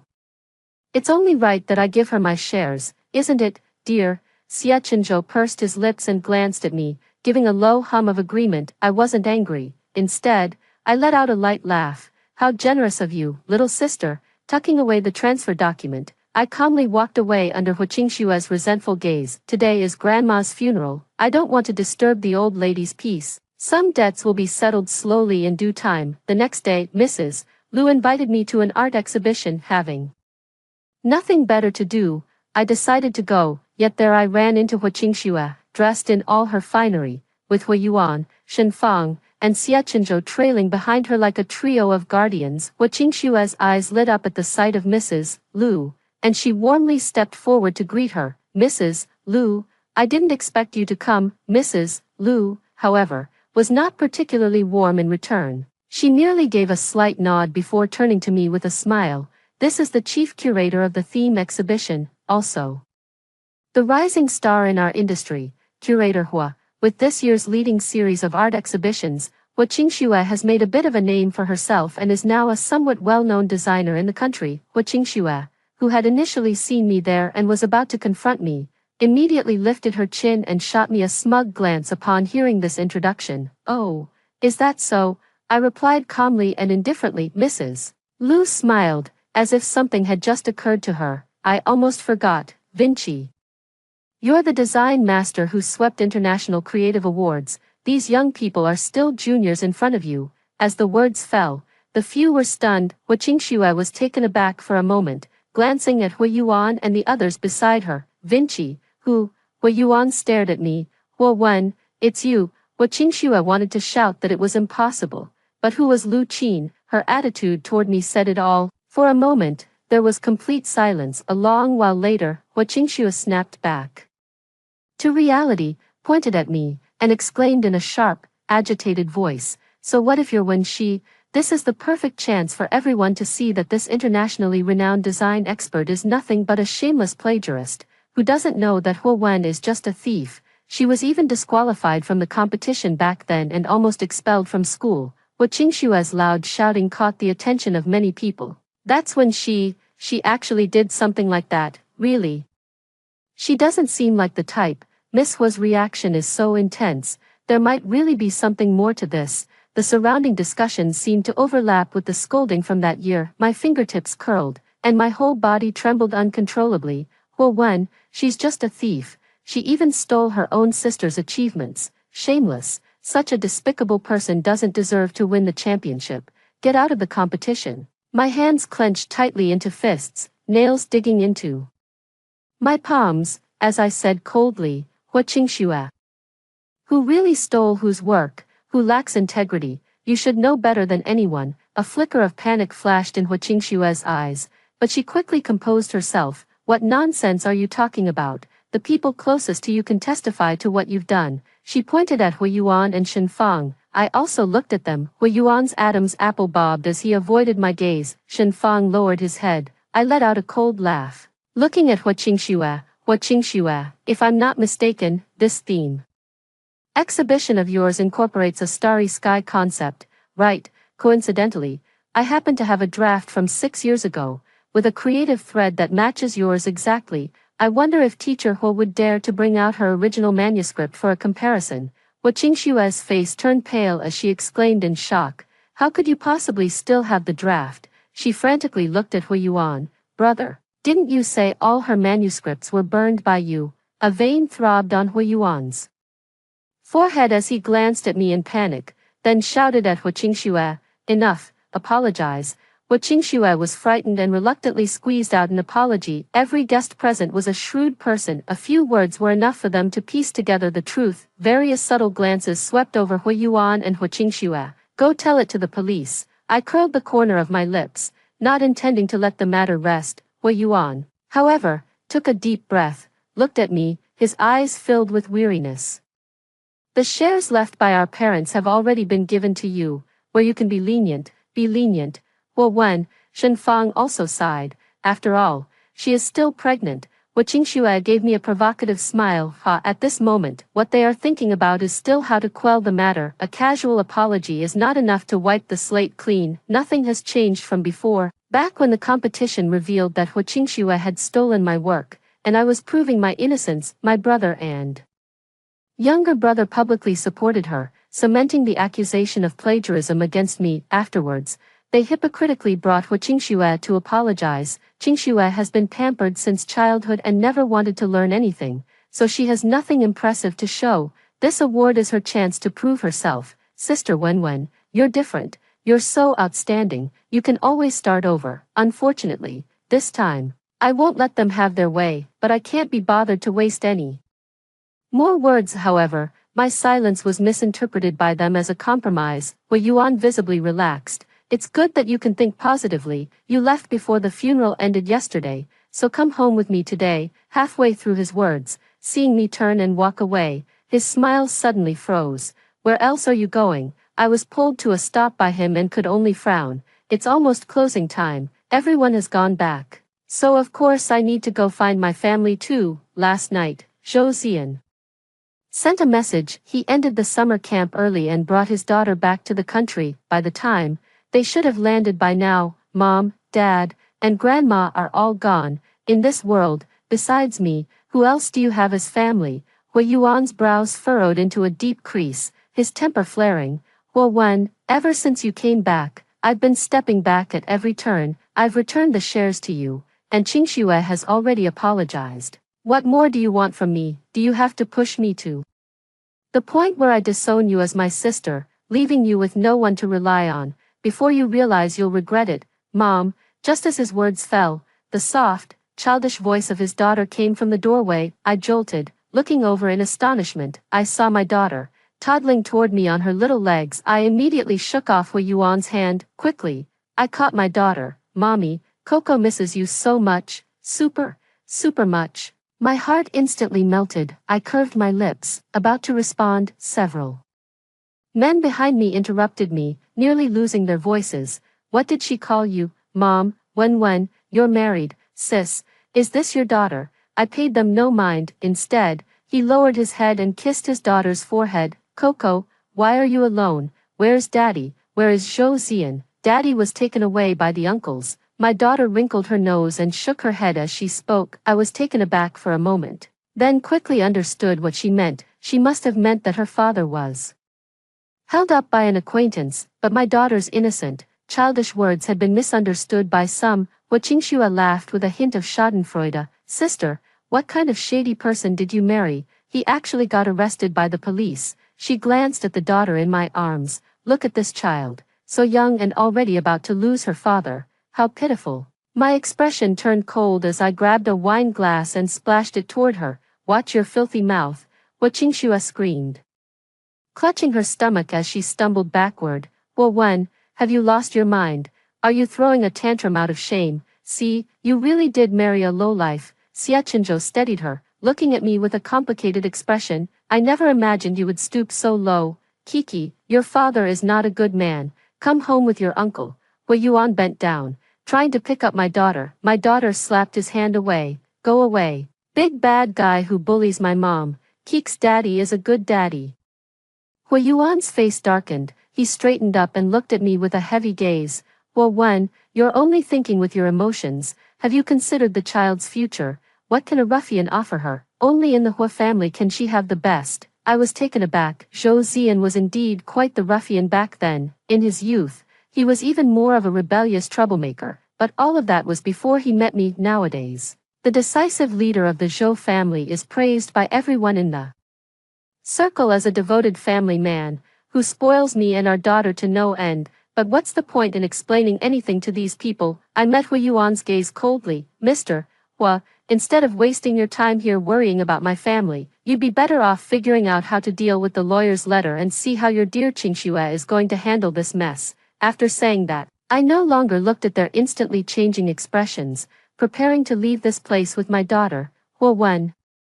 Sister, Shen Fang stopped me once again, his voice strained. I know you've achieved great success in your career now, but why settle for some random rogue just to spite the Hua family? Listen to me, get a divorce, bring Kiki back. Just then, a familiar voice came from behind me. Darling, am I late? A man of distinguished and noble bearing approached, surrounded by an entourage. Some of the executives present looked surprised and quickly stepped forward to greet him. Mr. Zhou, you've returned to the country. Why didn't you let me know in advance?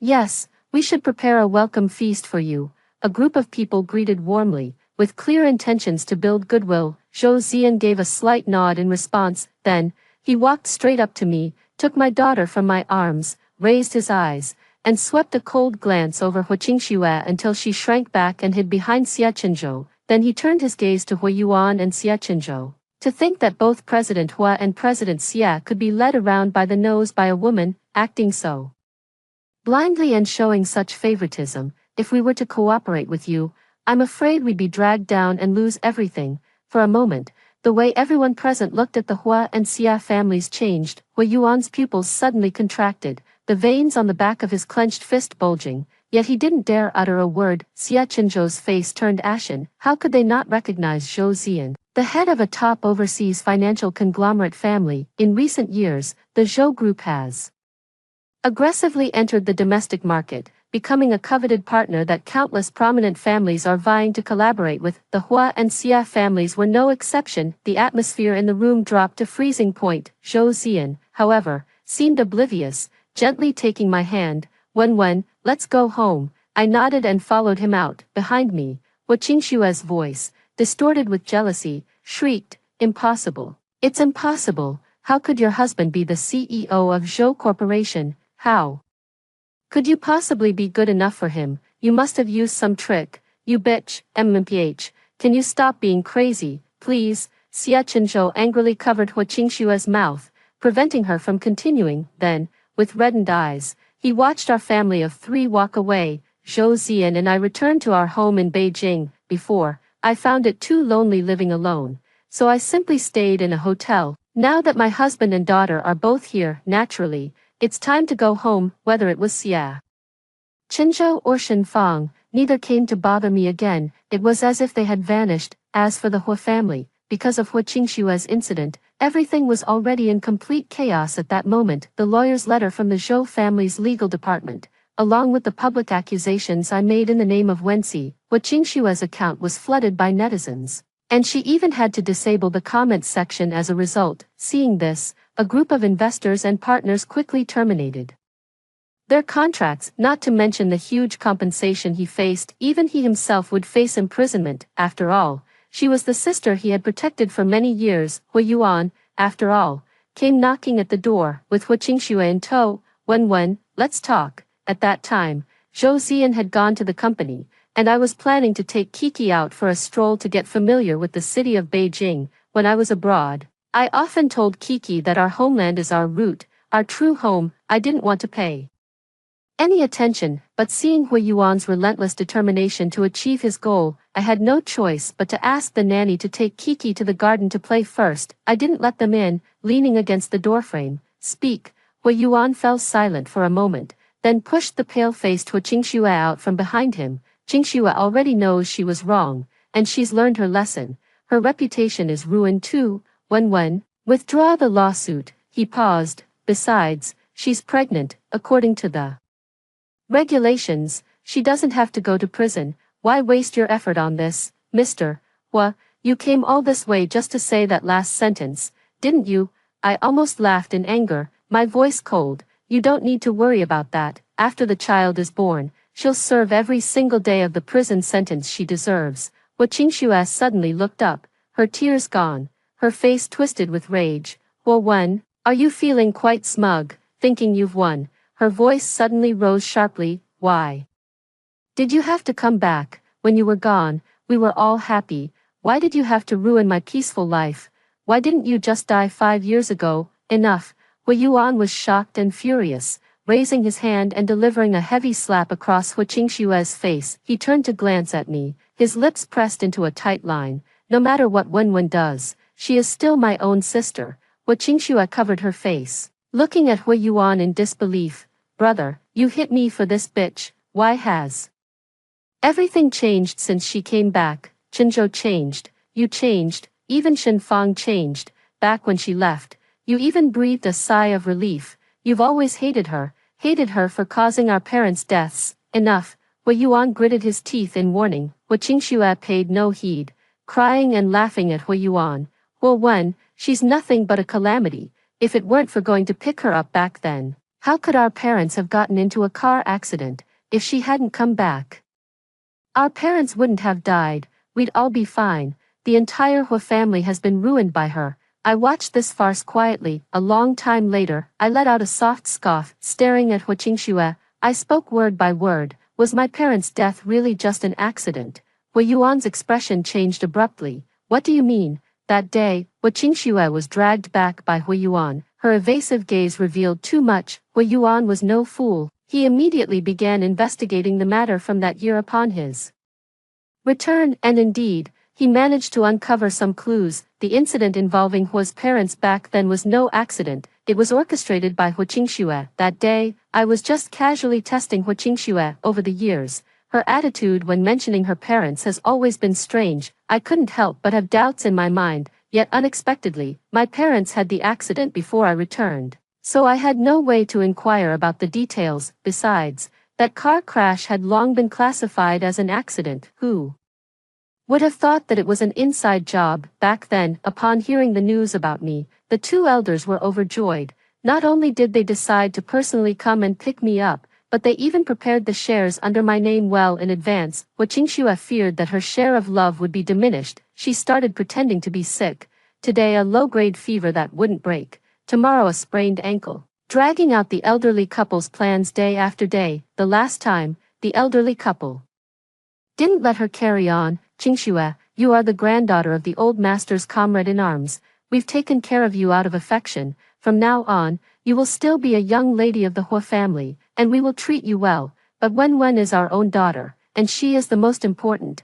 We hope you can understand. These words unexpectedly ignited Hua Qingxue's hatred. She secretly tampered with the brakes of her parents' car, the couple, who had set off for the airport with hearts full of joy, eagerly looking forward to reuniting with their long-lost biological daughter.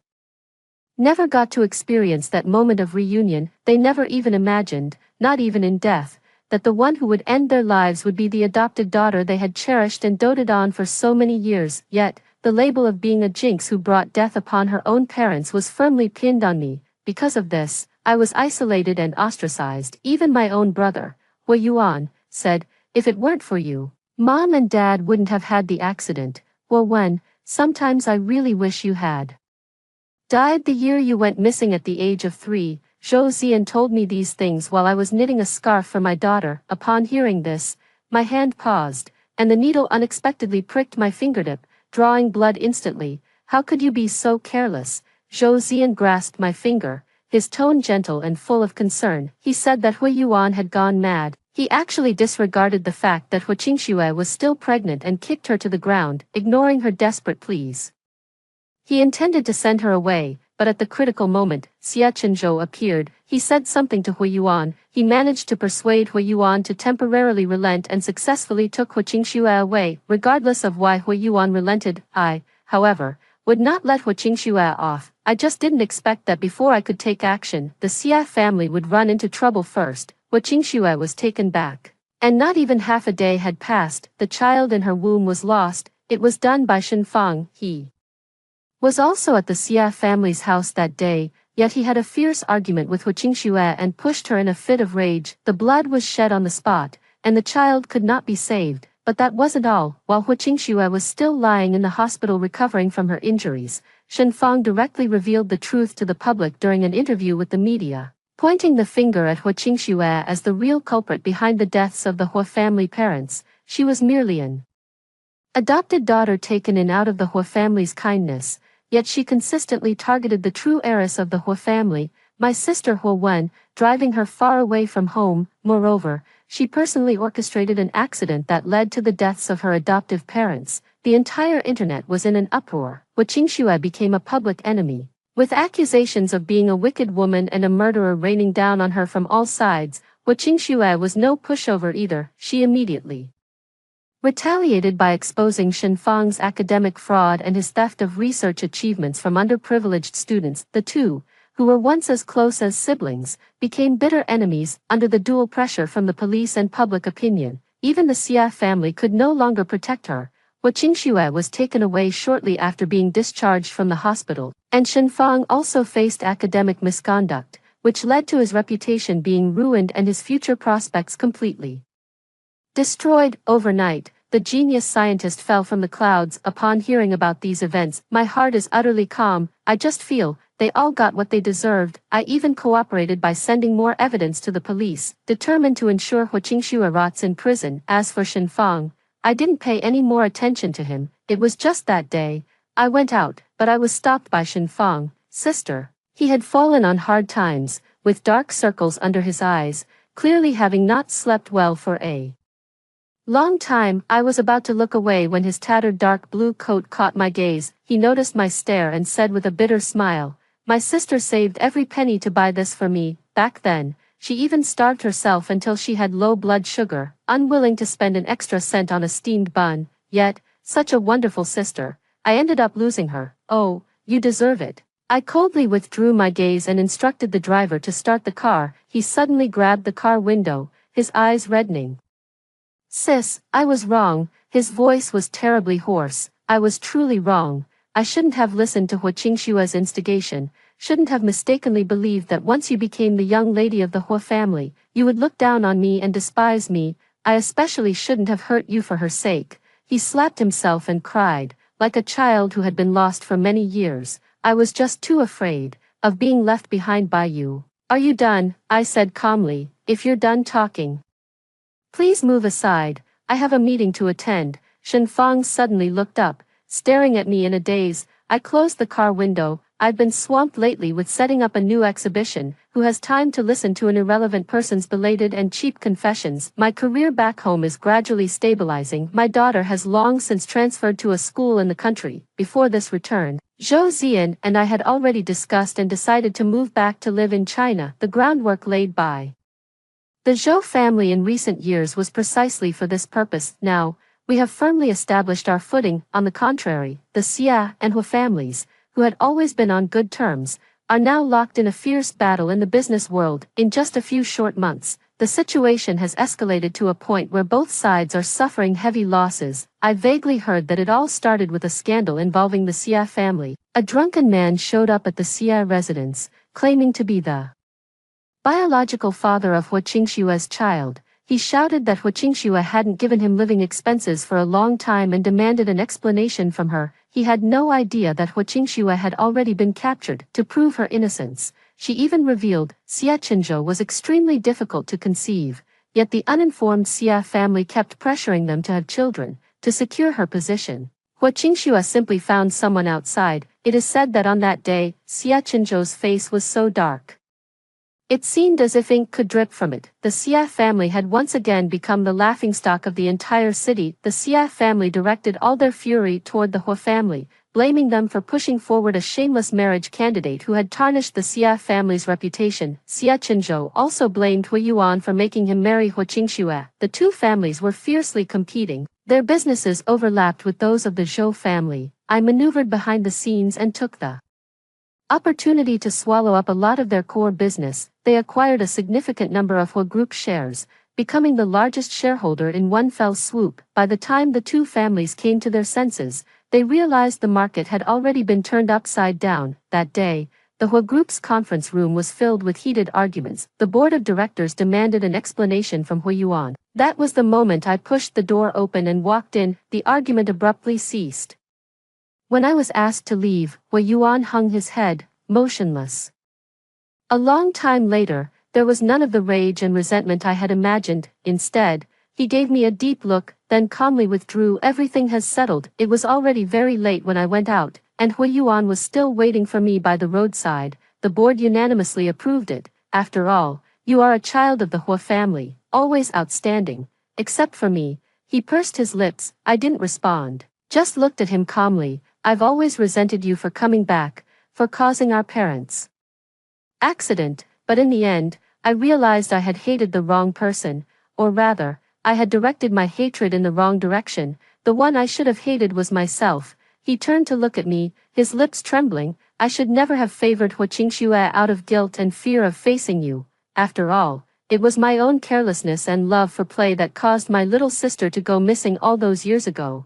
He covered his face, his shoulders shaking. After a long while, he lifted his slightly reddened eyes. I don't ask for your forgiveness, but I still want to say this. Even if you have a new life and a new family now, your brother has always been here. I whispered softly. Your sister, Hua Wen, died long ago. He was taken aback. Hua Wen of the Hua family is long gone. She died 5 years ago. The beloved's change of heart, the elder brother's endless favoritism toward his adopted sister, and the undisguised loathing from the younger brother she had protected since childhood, and the accident that took her biological parents' lives, all because of her. At that moment, she truly did not want to live anymore. She held onto the card from Mrs. Hua, standing in the water. She waded deeper step by step. It was only when she caught sight of the elderly woman drowning not far away, she thought, and finally reached out her hand. She saved the old woman. Later, that unruly grandson of the old man became her husband. Mr. Hua, I don't have a brother, and I don't need one anymore. I walked around him. He swayed slightly, his mouth opened and then closed, but he still dragged his heavy steps and left. I withdrew my gaze, only to meet the hesitant eyes of Xia Qinzhou across the street. Meeting my eyes, his pupils trembled violently. Staggering, he turned and stumbled away, disappearing into the night. Another spring has arrived in the blink of an eye. These days, I've been winning awards left and right back home. The byline is no longer Wenxi, the name I used while making my way abroad. Instead, it's my real name. When others mention me, it's not as Mrs. Zhou, nor is it as the eldest daughter of the Hua family, but as the CEO of Hua Corporation, the great designer. Hua. My past affairs have also been brought to light. They slandered my alma mater, and I immediately issued a clarification statement to clear my name. The alumni who once curried favor with power also came to my account to leave apologies. I am very calm at this height today. My state of mind has long been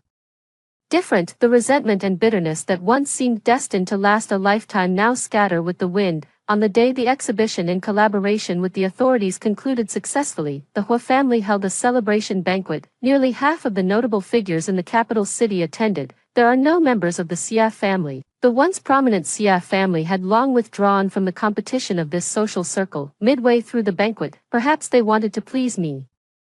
Someone deliberately brought up the current situations of Xia Qinzhou and Xinfang. The once illustrious president of the Xia group now spends his days drowning in alcohol, and not long ago, he even ended up in jail for assault while drunk. As for Xinfang, who was once hailed as a prodigy, he has been blacklisted by the entire industry and has now been reduced to making a living by delivering takeout. Upon hearing this, I simply smiled. I don't care at all anymore. Mom, Coco, wearing her school uniform, came bouncing toward me. I saw the butler behind her carrying a gift box. Mom, on the way home from school, a strange uncle stopped the driver's car and insisted on giving me a gift. I said I didn't want it, but he put the box down and ran away.